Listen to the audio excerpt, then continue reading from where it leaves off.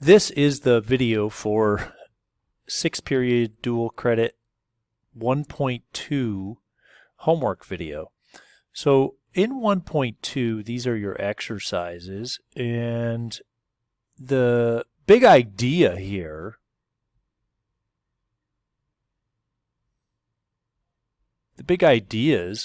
were to find the trig function values at a given t. All right, so the big ideas were to find trig values for the t's. All right, and t was an angle generally in radian measure, and we had to use the unit circle.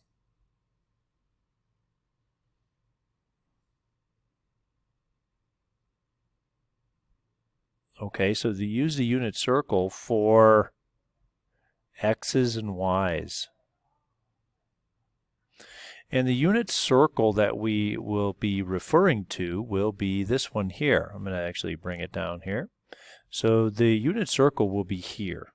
And when we know our t value, we will be able to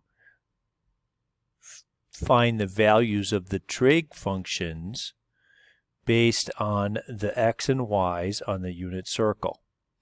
And that formula was, those formulas, I guess, were the sine of t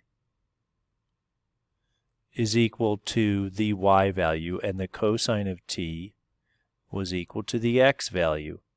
And the tangent of t was equal to the y over the x value. We had to do some algebra here on this sometimes. So these three were the main functions. The other three were the reciprocal functions, right? Reciprocals. So the reciprocal of sine was cosecant, and the cosecant of t is 1 over y. And the reciprocal of cosine is secant, and that's 1 over x. And the reciprocal of tangent was cotangent, and the cotangent of t is x over y. Okay? Now, another big idea here was this idea of even-odd functions, okay? So the even functions, right, the even rule was for cosine. So the cosine of the negative t is equal to the cosine of t. It sort of made it positive, right? It's an even function.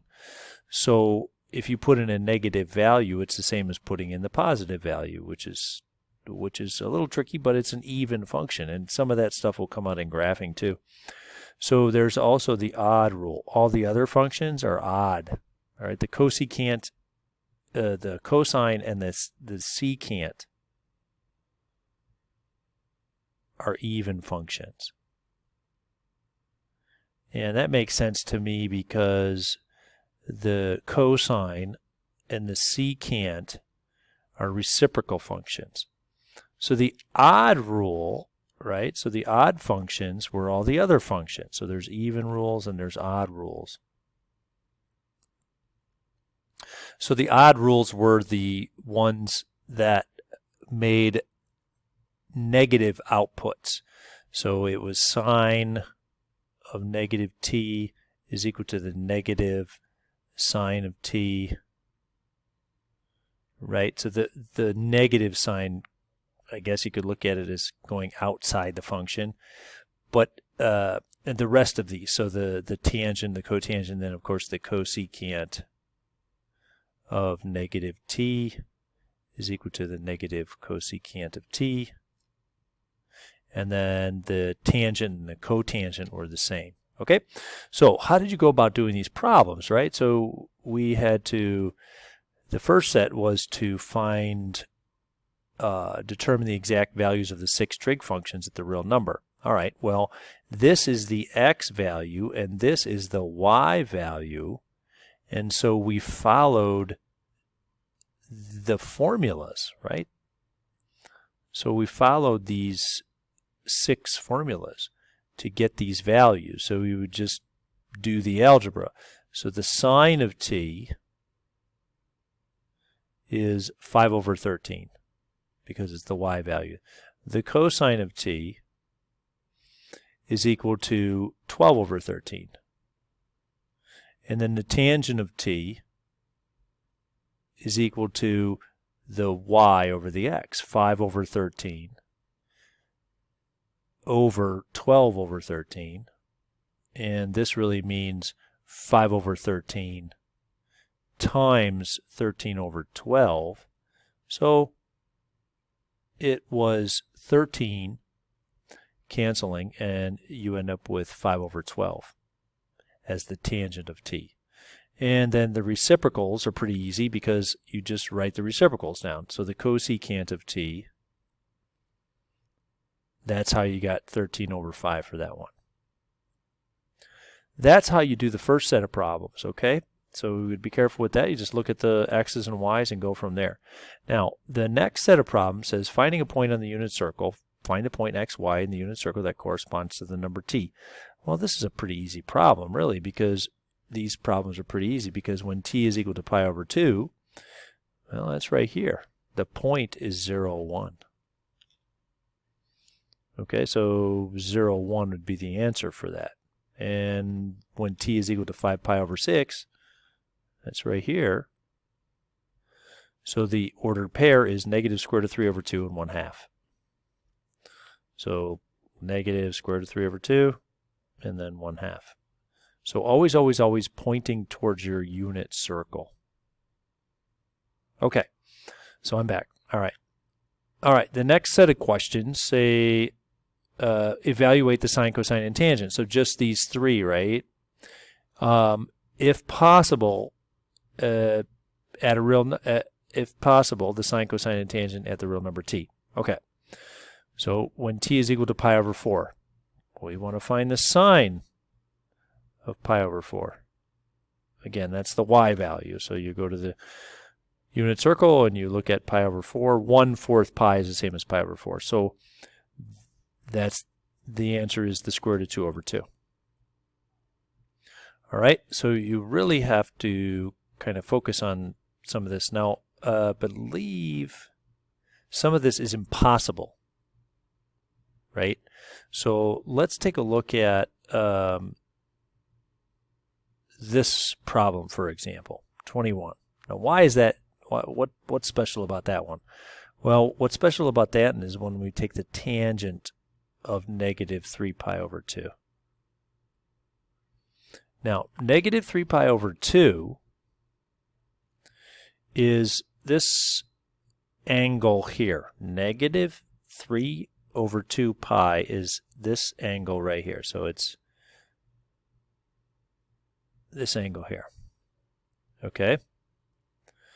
So what we do here is recognize that x equals 0 and y equals 1. And we go back to our problem and it says the tangent of negative 3 pi over 2. Well, the tangent of t is equal to y over x.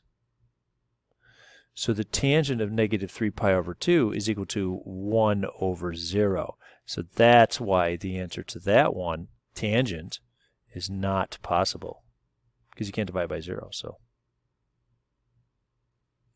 all right, so sometimes these get a little tricky. All right, so that's that set. Now, when it comes to these problems here, okay, it's the same type of problem where you just look at the unit circle, find the x and y, and apply this stuff. You apply this formula table. So those have the output values, those trig functions, sine, cosine, tangent, cosecant, secant, cotangent. Okay. Now, the next set of problem gets a little tricky because, for example, all right, so number 37 says the sine of t is equal to 1/2. Well, what is the sine of negative t? Well, if I apply this rule for the sine function, which is an odd function, the sine of negative t is equal to negative sine of t. And if the sine of t is 1/2, okay, the sine of t is 1/2, this is equal to 1/2, so what's the sine of negative t? It's negative 1/2. And since sine and cosecant are reciprocals of each other, this one is also negative 1/2. Okay, so you got to look at it like that. Now this problem here, all right, is pretty tricky, but if we recognize this problem as something being a pi, like half a turn, so to speak, right? If it's half a turn, so the sine of pi minus t,